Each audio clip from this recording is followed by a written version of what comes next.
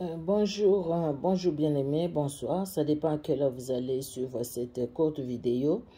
Nous sommes ensemble pour la lecture de la parole de Dieu. Nous allons faire la lecture du 24 mai. Nous allons lire dans Nombre 33, Ésaïe 25. Nous allons lire les psaumes 119, de 17 à 32, Proverbes 15, 31 à 32. Que Dieu vous bénisse, nous allons prier. Merci Seigneur Jésus-Christ pour ta fidélité. Merci pour ta parole qui est la vie. Merci de bénir ces moments. Au nom de Jésus. Amen. Nous allons prendre nos Bibles. Nous allons lire dans Nombre au chapitre 33. Nombre chapitre 33. Voici les stations des enfants d'Israël qui sortaient du pays d'Égypte, selon leur corps d'armée, sous la conduite de Moïse et d'Aaron. Moïse écrivit leur marche de station en station, d'après l'ordre de l'Éternel. Et voici leurs stations, selon leur marche. Ils partirent de Ramsès, le premier mois, le 15e jour du premier mois. Le lendemain de la Pâque, les enfants d'Israël sortaient la main levée à la vue de tous les Égyptiens. Et les Égyptiens enterraient ceux que l'Éternel avait frappés parmi eux, tous les premiers-nés. L'Éternel exerçait aussi des jugements contre leurs dieux. Les enfants d'Israël partirent de Ramsès et campèrent à Sukkot. Ils partirent de Sukkot et campèrent à Étam, qui est à l'extrémité du désert. Ils partirent d'Étam, se détournèrent vers Pi-Hahiroth, vis-à-vis de Baal-Tchephon, et campèrent devant Migdol. Ils partirent de devant Pi-Hahiroth et passèrent au milieu de la mer dans la direction du désert. Ils firent 3 journées de marche dans le désert d'Étam et campèrent à Mara. Ils partirent de Mara et arrivèrent à Élim.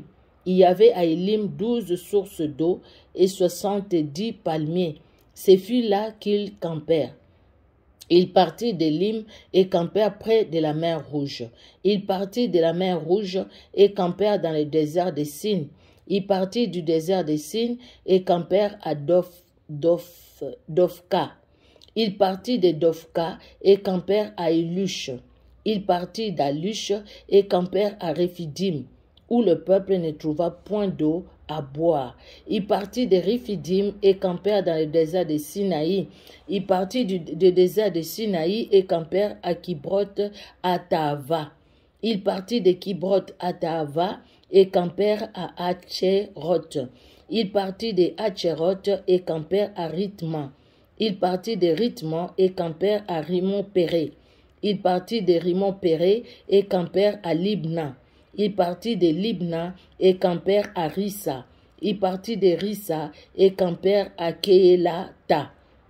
Ils partirent de Kéélata et campèrent à la montagne de Shapher. Ils partirent de la montagne de Shapher et campèrent à Arada.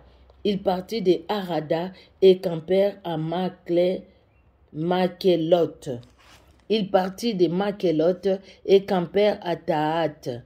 Ils partirent de Tahat et campèrent à Tarash. Ils partirent de Tarash et campèrent à Mitka. Ils partirent de Mitka et campèrent à Ashmona. Ils partirent de Ashmona et campèrent à Moseroth. Ils partirent de Moseroth et campèrent à Béné-Jaakan. Ils partirent de Béné-Jaakan et campèrent à Aror-Gudgad. Ils partirent de Aror-Gudgad et campèrent à Jotbata. Ils partirent de Jotbata et campèrent à Abrona. Ils partirent d'Abrona et campèrent à Etron-Geber. Ils partirent d'Etron-Geber et campèrent dans le désert de Tsin, c'est Kadès. Ils partirent de Kadès et campèrent à la montagne des Hors, à l'extrémité du pays des Dômes. Le sacrificateur Aaron monta sur la montagne des Hors, suivant l'ordre de l'Éternel, et il y mourut la 40e année après la sortie des enfants d'Israël du pays d'Égypte, le 5e mois, les premiers jours du mois. Aaron était âgé de 123 ans lorsqu'il mourut sur la montagne des Hors. Les rois d'Arad, cananéens, qui habitaient les midis du pays de Canaan, apprirent l'arrivée des enfants d'Israël. Ils partirent de la montagne de Hor et campèrent à Tsalmona. Ils partirent de Tsalmona et campèrent à Punon. Ils partirent de Punon et campèrent à Abot. Ils partirent d'Abot et campèrent à Djidje Abarim, sur la frontière de Moab. Ils partirent d'Djidje Abarim et campèrent à Dibon Gad. Ils partirent de Dibon Gad et campèrent à Almon Diblataïm. Ils partirent d'Almon Diblataïm et campèrent aux montagnes d'Abarim devant Nebo. Ils partirent des montagnes d'Abarim et campèrent dans les plaines de Moab, près du Jourdain, vis-à-vis de Jéricho. Ils campèrent près du Jourdain, depuis Beth Jessimoth jusqu'à Abel-Sittin, dans les plaines de Moab. L'Éternel parla à Moïse dans les plaines de Moab, près du Jourdain, vis-à-vis de Jéricho. Il dit: parle aux enfants d'Israël et dis-leur: lorsque vous aurez passé le Jourdain et que vous serez entrés dans le pays de Canaan, vous chasserez devant vous tous les habitants du pays. Vous détruirez toutes leurs idoles de pierre, vous détruirez toutes leurs images de fonte et vous détruirez tous leurs hauts lieux. Vous prendrez possession du pays et vous vous y établirez, car je vous ai donné le pays pour qu'il soit votre propriété. Vous partagerez le pays par les sorts selon vos familles. À ceux qui sont en plus grand nombre, vous donnerez une portion plus grande, et à ceux qui sont en plus petit nombre, vous donnerez une portion plus petite. Chacun possédera ce qui lui sera échu par les sorts. Vous les recevrez en propriété selon les tribus de vos pères. Mais si vous ne chassez pas devant vous les habitants du pays, ceux d'entre eux que vous laisserez seront comme des épines dans vos yeux et des aiguillons dans vos côtés. Ils seront vos ennemis dans les pays où vous allez vous établir. Et il arrivera que je vous traiterai comme j'avais résolu de les traiter. Que Dieu bénisse sa parole. Nous allons lire le deuxième passage, c'est dans Ésaïe 25. Ésaïe 25, nous lisons au nom de Jésus-Christ. Ô Éternel, tu es mon Dieu, je t'exalterai, je célébrerai ton nom, car tu as fait des choses merveilleuses. Tes desseins conçus à l'avance se sont fidèlement accomplis. Car tu as réduit la ville en un monceau de pierre, la cité forte en un tas de ruines. La forteresse des barbares est détruite. Jamais elle ne sera rebâtie. C'est pourquoi les peuples puissants te glorifient. Les villes des nations puissantes te craignent. Tu as été un refuge pour les faibles, un refuge pour les malheureux dans la détresse, un abri contre la tempête, un ombrage contre la chaleur, car le souffle des tyrans est comme l'ouragan qui frappe une muraille. Comme tu domptes la chaleur dans une terre brûlante, tu as dompté les tumultes des barbares. Comme la chaleur est étouffée par l'ombre d'un nuage, ainsi ont été étouffés les chants des triomphes des tyrans. L'Éternel des armées prépare à tout le peuple sur cette montagne un festin de mets succulents, un festin de vin vieux, de mets succulents, plein de moelle, de vin vieux, clarifié. Et sur cette montagne, il anéantit les voiles qui voilent tout le peuple, la couverture qui couvre toutes les nations. Il anéantit la mort pour toujours. Le Seigneur, l'Éternel, essuie les larmes de tous les visages, et il fait disparaître de toute la terre l'opprobre de son peuple, car l'Éternel a parlé.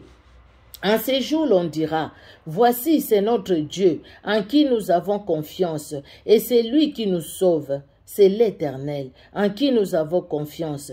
Soyons dans l'allégresse et réjouissons-nous de son salut. car la main de l'Éternel repose sur cette montagne, et Moab est foulé sur place, comme la paille est foulée dans une mare à fumier.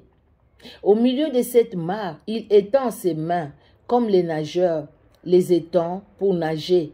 Mais l'Éternel abat son orgueil et déjoue l'artifice de ses mains. Il renverse, il précipite les fortifications élevées de tes murs, et il les fait crouler à terre jusque dans la poussière. Que Dieu soit glorifié pour sa parole. Nous allons lire les psaumes 119.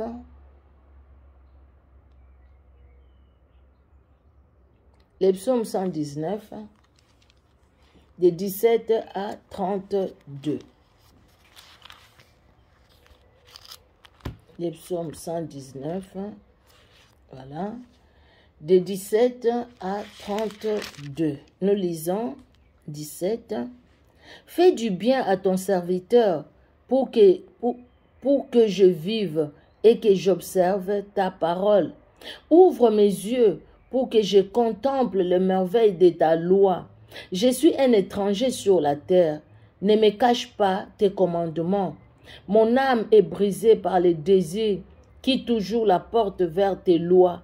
Tu menaces les orgueilleux, ces maudits qui s'égarent loin de tes commandements. Décharge-moi de l'opprobre et du mépris, car j'observe tes préceptes. Des princes ont beau s'asseoir et parler contre moi, ton serviteur. Non, pardon, je reprends le verset 23. Des princes ont beau s'asseoir et parler contre moi. Ton serviteur médite tes statuts. Tes préceptes font mes délices. Ce sont mes conseillers. Mon âme est attachée à la poussière. Rends-moi la vie selon ta parole. Jusque quand je dis, jusque où 32.1. Mon âme est attachée à la poussière. Rends-moi la vie selon ta parole. 26. Je raconte mes voies et tu m'exauces. Enseigne-moi tes statuts. Fais-moi comprendre la voie de tes ordonnances et je méditerai sur tes merveilles. Mon âme pleure de chagrin. Relève-moi selon ta parole. Éloigne de moi la voie du mensonge et accorde-moi la grâce de suivre ta loi. J'ai choisi la voie de la vérité. Je place tes lois sous mes yeux. Je m'attache à tes préceptes. Éternel, ne me rends point confus. Je cours dans la voie de tes commandements, car tu élargis mon cœur. Alléluia, notre Dieu est merveilleux. C'est vrai que David était vraiment attaché à la parole de Dieu. Et là, il nous montre vraiment comment, pour lui, la parole de Dieu occupait la première place même. Parce que tout c'était vraiment sur la parole de Dieu. Et il ne veut pas s'éloigner de la parole de Dieu. Ne nous éloignons pas de la parole de Dieu, quelles que soient les circonstances. Proverbe 15, nous allons finir. Proverbe 15. Nous allons lire 31 à 32. Proverbe 15, pardon pour le fait que je tourne. 31 à 32. L'oreille attentive aux réprimandes qui mènent à la vie fait son séjour du milieu des sages. Celui qui rejette la correction méprise son âme, mais celui qui écoute la réprimande acquiert l'intelligence. Amen, amen. Que Dieu bénisse sa parole. Nous allons prier. Gloire à toi, Seigneur Jésus-Christ, pour ta parole qui est la vérité. Aide-nous, Seigneur, à demeurer dans ta parole, à marcher selon toi et non selon ces mondes. Merci pour tout. Merci pour le Saint-Esprit, Seigneur, qui nous aide à obéir à ta parole. Au nom de Jésus-Christ que nous t'avons prié. Amen. Que Dieu bénisse tout un chacun dans son amour. Au nom de Jésus-Christ de Nazareth. On se donne rendez-vous pour la prochaine lecture biblique. Que Dieu vous bénisse. Au revoir.